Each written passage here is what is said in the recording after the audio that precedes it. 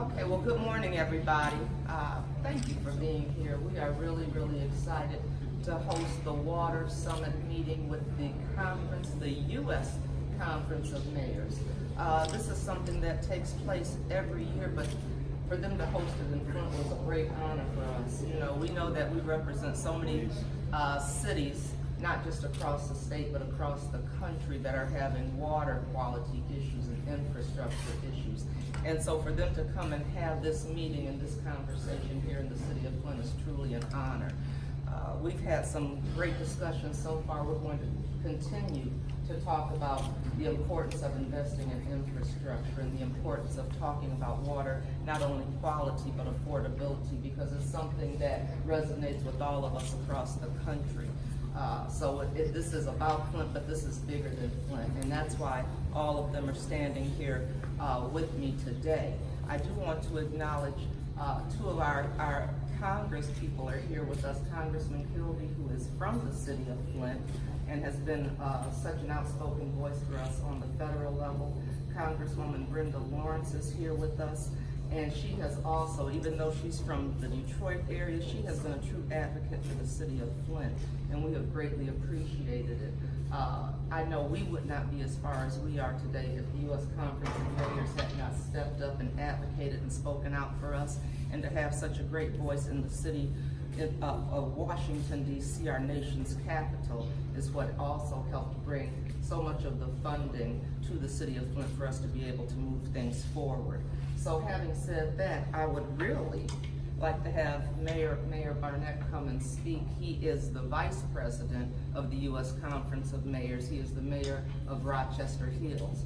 And he has been with us from the very, very beginning of this water crisis. And so I'm so thankful to have him here, not just as a mayor and leader, one of the leaders of the U.S. Conference of Mayors, but also as a friend. He has had our back and has been in Flint so many times to help us move things forward, and I greatly appreciate it. So I'm going to turn this over to you right now. Thank you, Mayor Weaver. It's a privilege to be here. As mentioned, my name is Brian Barnett. I'm the mayor of Rochester Hills, which for purposes of this meeting is a beautiful southern suburb of Flint. Privileged and blessed to be the vice president of the United States Conference of Mayors, and we do this all over the country. We gather around issues and around strong mayors and advocate for things that are important to us. It's the reason we're here in Flint for the Water Council meeting. We are a unique organization that's bipartisan, that works on pragmatic solutions to create a better quality of life for our residents. And we're joined by many mayors across the country today, so as is a part of our practice, I'd like them to just where they're standing today, introduce themselves and the city they're from. So from my left. Mike Summers, Mayor of Lakewood, Ohio, suburb of Cleveland. Mark Myers, Mayor of Greenwood, Indiana. We're the suburb of Indianapolis. Sean Riley, Mayor, City of Waukesha, near Milwaukee. John Cook, the Mayor of Tigard, Oregon, suburb of Portland. Jill Tucko, Mayor of Napa, California. Paula Zelenko, Mayor of the City of Burton, right next door to Flint. Dave Berger, Mayor of the City of Lima, Ohio. We're joined by our two members of Congress, and then of course our executive director and president, Tom Cochran. I want to thank Mayor Weaver and her team for welcoming us to the city of Flint. It was a privilege to be here last night and to hear a little bit of the story, and then to go through in depth the story of the city of Flint. It's an inspiring story, and one that I think all of us in all of our communities can learn from. I must tell you, I bring greetings from our conference president, Mayor Benjamin of Columbia, South Carolina. He, of course, is dealing with water in another form, that being torrential rains that have followed Hurricane Michael over the last several days. And our thoughts and prayers are with him and many of our other colleagues in the South that are dealing with a second hurricane in the last 30 days. Let me offer a few words about my perspective relative to the story of Flint. Last night, Congressman Kildee, I thought, gave some wonderful words about what's happened here, but not so much about what's happened here, more about the people who've responded to what's happened here and how they have grown together as a community. The story of Flint isn't about the water as much as it is about the resolve of the people in reaction to what happened to the water. It's about a story of determination, of grit, of professional response, of banding together. To hear Mayor Weaver talk about the last 24 months is to hear someone who's been tested in every way imaginable, who has pulled in partners like other mayors, the conference team, and many other private sector philanthropic organizations and others to respond to the needs of her residents. We all are great admirers of Mayor Weaver, and you should know as residents of the city of Flint that your mayor represents you with great distinction across the country. We came here to learn about the specifics. How do you avoid this situation? How do you respond if ever you should find yourself in anything close to the situation? I know when our team realized that this was beginning, we grabbed some folks from my city, my professional team, and that's actually how I first met Mayor Weaver. Is we rolled up in her office and said, what can we do? How can we help? How can we listen? How can we encourage? How can we support a friend and colleagues that are certainly challenged now like never before? Growing up in Michigan, all of you know, and to our visiting mayors, water is a part of our life. We swim, we ski, we boat, we celebrate life, important moments around water in this state. And to watch what our friends in the city of Flint have gone through and how they have thrived in this situation is impressive. We're here today specifically because this particular part of the Conference of Mayors, the Water Council, does this every single day. They look at issues important to communities around our country, and they strengthen and invest in mayors, giving them the tools they need to address those issues locally. Today we're going to talk a little bit more about not just what's happening here in our community or in the community of Flint, but some of the changing natures of this issue across the country.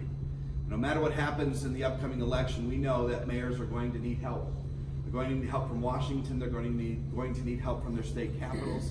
They're going to need help from the private sector, from the philanthropic community, because investing in infrastructure, particularly in underground infrastructure, is a key component in keeping our communities safe and livable and delivering a respectable quality of life for all of our residents. All of us standing here today are committed to that. All of us standing here today understand the importance of that investment, and will continue to call on our friends in Congress and in our state houses to support mayors in that message across the country. Two mayors in particular that have led that discussion are the co-chairs of this Water Council. I'm going to ask Dave Berger from Lima, Ohio, to give us some comments at this time. Dave.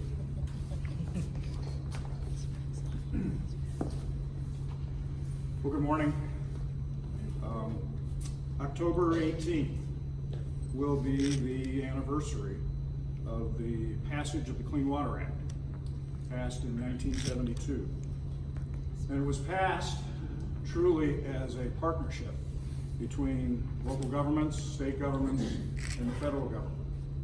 And until 1985, during President Reagan's term, that partnership represented a practical one in which the resources of both local communities, state governments, and the federal government were brought to bear together.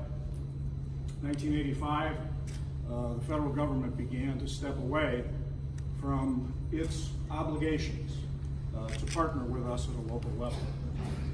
In 2015, this is the year that we have the latest data on, local governments spent over $100 billion in a single year.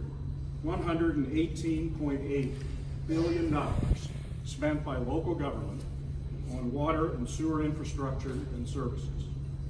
And if you think that's a lot of money, go back to 1993 through 2015, and local governments invested $1.8 trillion over that time period. Federal government's participation in that is a small number. It's a small fraction, and it's given to us through the states as loans, which we have the privilege then to pay back. Roughly $738 billion of that $1.8 trillion was for construction. But once you build something, you have to operate it. And so now our operating costs exceed more than $1 trillion. Cities are struggling to raise rates in order to provide safe, adequate, and affordable water and sewer services, along with everything else that we do. And our message to Congress and the administration, previous administrations, future administrations, the current administration, is that you are not providing us with enough financial assistance so that we at the local level can meet the costly mandates that you, Congress, and the federal government have given to us. It's no longer a partnership, folks. It's a dictatorship. Even with increased financial assistance, Congress needs to better understand that there is a growing crisis in affordability for all of our customers, households and businesses. We just heard today just how important the water, provision of water was to the very life and vitality of Flint in all aspects. And I can't think of a more dramatic example of how confidence in and support of a local water system ties to every feature of what goes on in a local community. Congress can help us at the local level by passing integrated planning legislation that will encourage planned investment in water and sewer, and by providing appropriate financial resources that we need in the form of grants, not just loans. The Mayor's Water Council is the primary way that the U.S. Conference of Mayors shares our best practices and teams together in order to be able to address the public policy issues around water and sewer. We meet 3 to 4 times each year, and I want to encourage every mayor that's here and those that may hear this to become an active member and join us in this effort. Now I want to pass off to my co-chair, Mayor Teckel, Mayor of Napa, California. Mayor. I have to say, one of the reasons we wanted to come here was to hear the story of Flint, and I am so glad that we convened the Water Council here.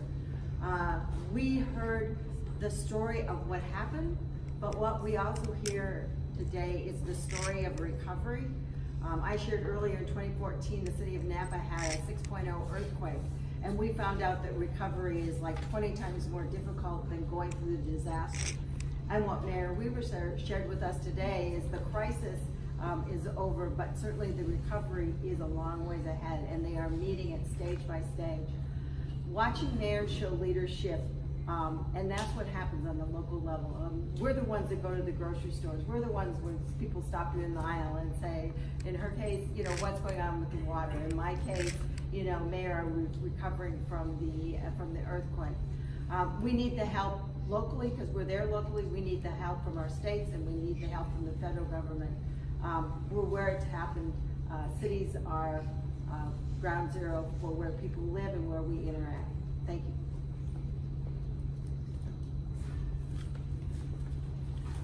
You know what, and it was really interesting because you heard we were talking about what we need in Washington and the kind of help and support that we need from Congress. And to have 2 of our Congress people here to hear this firsthand, we really greatly appreciate it. And we know that these are 2 that have been really speaking up and speaking out on behalf of us here in the city of Flint and in Detroit, because I was just telling you yesterday, Detroit said they learned from us as far as their public schools and had to shut the water off. And so that's how we knew it was bigger than us. But we do know we have the ear of 2 of our Congress people, and they're here right now. And I didn't know if you wanted to come up and say anything. Well, first of all, I want to thank the mayors and my mayor for convening this session here. Mic drop. Mic drop. I like it. And look, you know, the message is loud and clear. The federal government needs to get serious about infrastructure. What happened in Flint was not an accident. What happened in Flint was the logical outcome of a philosophy of government that basically tells these communities that you're on your own. And the cost of doing it wrong is so much greater than the price of actually investing in the first place in these communities so that they have systems that can deliver the most fundamental element of a civil society, and that's clean drinking water.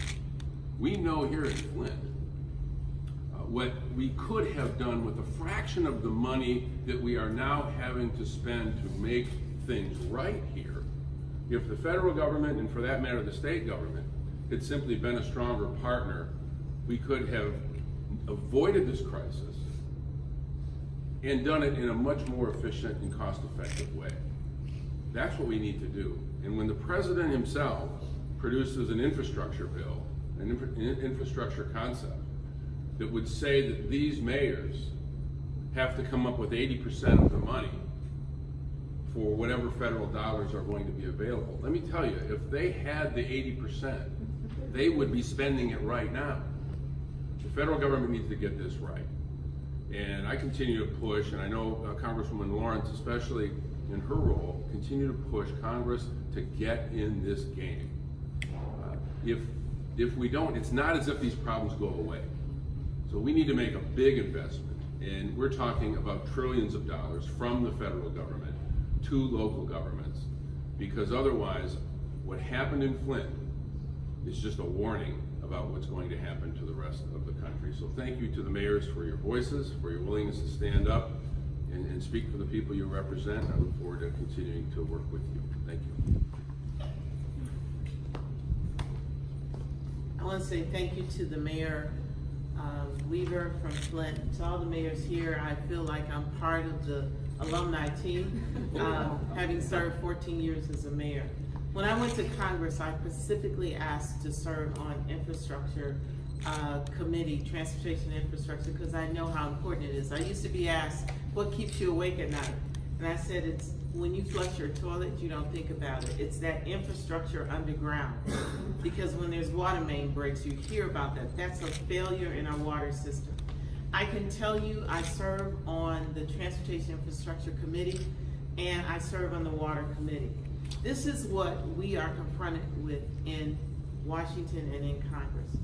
I have three things that I continue to push for. We must have clean water. That's in its natural state, the environment where we're protecting it. Then we must have safe water. That's when it comes into your house and it's clean and it's safe for you to consume. And the third issue that is becoming paramount is affordability. This issue of affordable water in the United States of America is not creeping up, it is slapping us in the face now. I can tell you in my district of Detroit, how do you keep water affordable when you are treating an infrastructure that not just needs to be operated, but we're constantly putting Band-Aids on it? When the current president ran, there was one issue, and we didn't agree on a lot, but he said he was going to have an infrastructure plan, and I was excited about that. Because as a mayor, I know this is not Democrat or Republican, it's about taking care of the issues. And when he said he was committed to that, I was excited.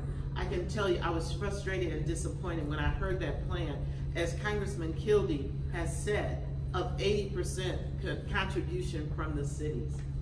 I want everyone here to know that when we heard about what the water levels of lead was in Detroit Public Schools and took the immediate action, Detroit's not alone. So being in Congress, you know, we get to deal with this issue around the country. And so many schools contacted me and Congressman Kildee after this water issue because it's happening all over America.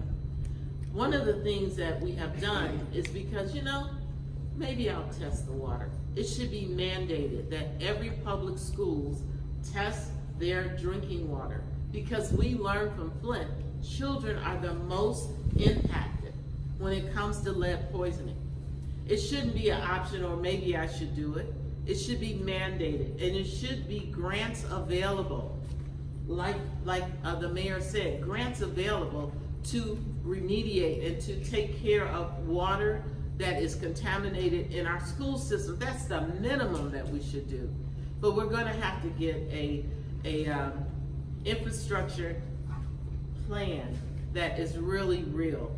And I stand here with my heart still as a mayor, sitting in Congress and sitting on transportation and infrastructure and carrying the message that I need from mayors. Now, mayors are not partisan. There may be a little change in Congress come January. And with that, I will have a voice that will be elevated. And I've already committed that we are going to bring in the mayor's plan. And the mayors across this country come to Washington and empower us with the message that will take care of the needs of our city, because we're not there to talk about issues, personal issues of elected officials. We're there to take care of the people. And I'm so excited to have that opportunity and start talking about something that is a basic human need. It's not an option. Drinking water is not an option. To live, we must have safe, clean, affordable water in America. And that's something that we need to bring to the forefront. I just want to take this moment to say how much I've watched the Mayor of Flint deal with this issue. And when you talk about late nights, because I can call her at 11 o'clock and 12 o'clock at night and she answers the phone. And she was open. That's something that you don't see often from a leader, who are open for resources, anything that you can give and bring. She opened the doors because I got to take care of my people. I just want to know, I just want you all to know here locally what an amazing leader Karen Weaver is. And to sit in Congress and to see my colleague, Hildy, walk to every committee and to fight, to say, I'm sorry, you can't tell me no. We've got to get to yes. So I'm proud to stand here with two amazing people. And the fact that Mayor Weaver is a woman just gives me more pride.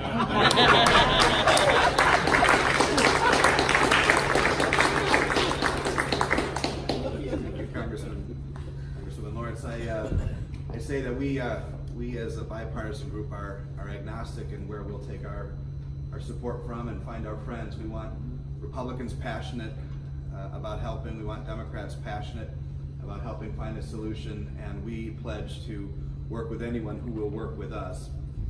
And until such time, and up until such time that happens, and while that is happening, we will continue to do what mayors have always done, which is work together, share best practices, collaborate, leverage the resources we have at the local level to do as much as we possibly can for our residents. We've got a great day and afternoon of discussion to continue. But this time I'd be happy to answer any questions you might have about our press conferences. You can just identify yourself since I don't know. Elise Rainey, ABC 12 News here in Flint. Just curious, coming out of this meeting, what is it that you hope to leave with? Will you develop a report? Will you then take that to Congress? What's kind of the next step after this? Sure. Well, if it's all right, I'll answer this one. I think the Water Council has been a standing committee and a standing part of this organization for many years, and they have a very specific lists of things that they come out of every meeting. It's refined all the time about specific asks for Congress, about specific asks for state houses, about changes in technology, about regulatory issues, as you heard Mayor Berger discuss. So there will be probably a refined, targeted list of things as we go into a new Congress in the fall and into next year that the Conference of Mayors will be advocating for in Washington. Yes. Steve Carmody with Michigan Radio, and this is a question for many Republicans who are up here. It's your party that's the one that is digging the obstacle here, apparently. What can you do, or what can be done to get them to be more willing to spend large amounts of money for water infrastructure? Sure. Well, as a Republican, since I don't see anyone else running to the mic,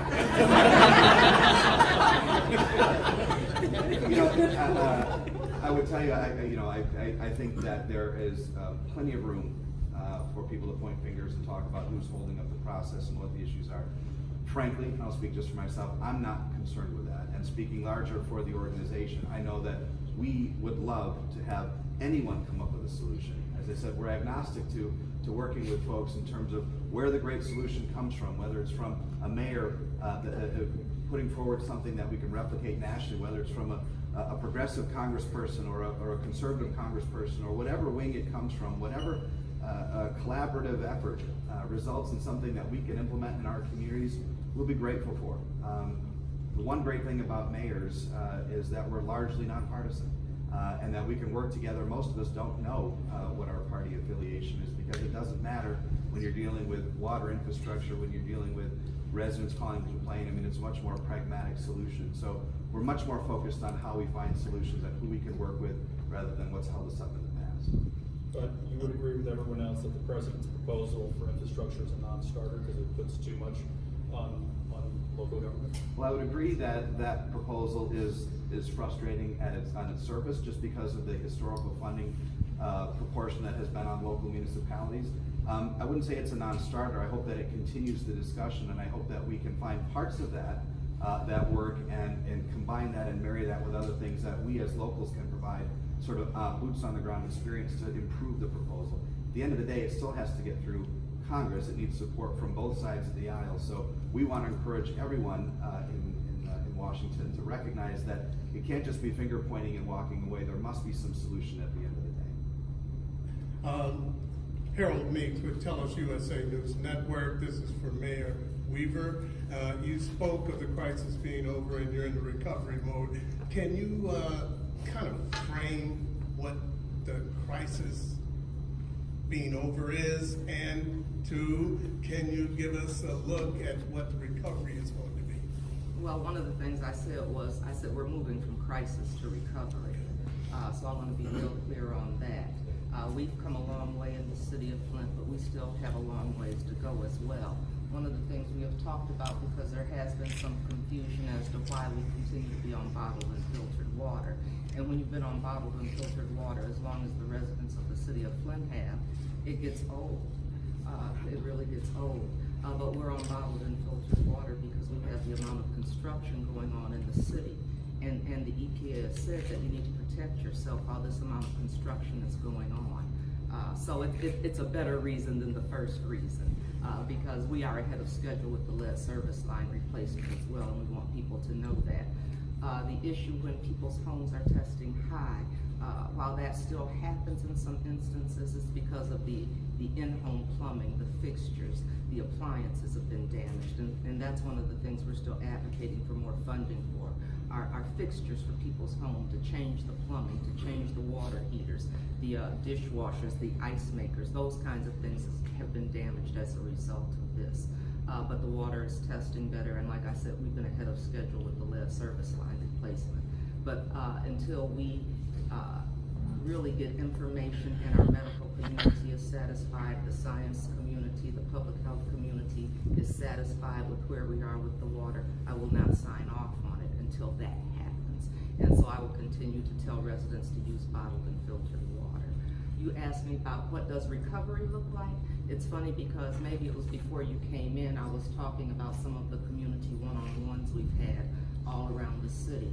And as we've talked to residents about what recovery looks like, they've said jobs. And so we've really focused a lot on economic development opportunities. And I want to say it again, that we thank the Kellogg Foundation for giving us the financing to be able to bring economic development back to the city of Flint. We have not had that in 14 years.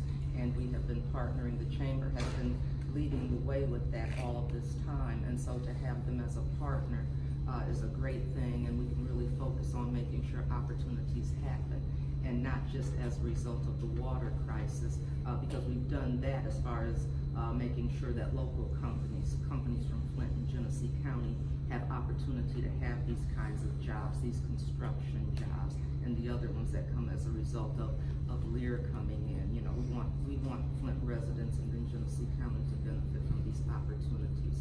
So recovery looks like completing the lead service line replacement, and we're way ahead of schedule. We're almost to 16,000, and we have to have 18,000 by next year.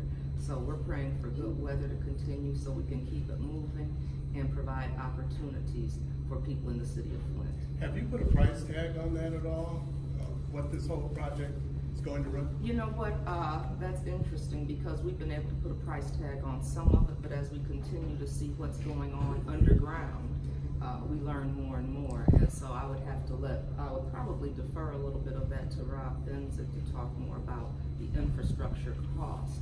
But I will say one of the things that was pointed out is while it's easy to put a cost on infrastructure, we can't put a cost on the human toll this has taken for the residents. And so that's why it's really important that we continue to look at what recovery looks like for each area of the city and make sure that happens. And that's why I'm really glad I'm standing here with all of these mayors and two of our people from Congress behind me, because they're gonna help ensure that we know what recovery looks like, not only for Flint, but other communities that are dealing with water and infrastructure issues. Thank you. I'm just sharing closing that up until such time that Mayor Weaver signs off, and even after, she, her administration, and the residents of Flint can count on mayors supporting her, supporting this story, retelling this story to our communities to make sure that, as been said before, what happens here is not repeated. We all have a duty to learn from your community, from the people of Flint, to make sure that we take this important message of infrastructure investment, of crisis management, and ultimately of recovery back to our communities. We have a busy afternoon. We're going to get right at it. Several of us will be here personally if you have additional questions, but at this time we'll conclude the press conference. Thank you.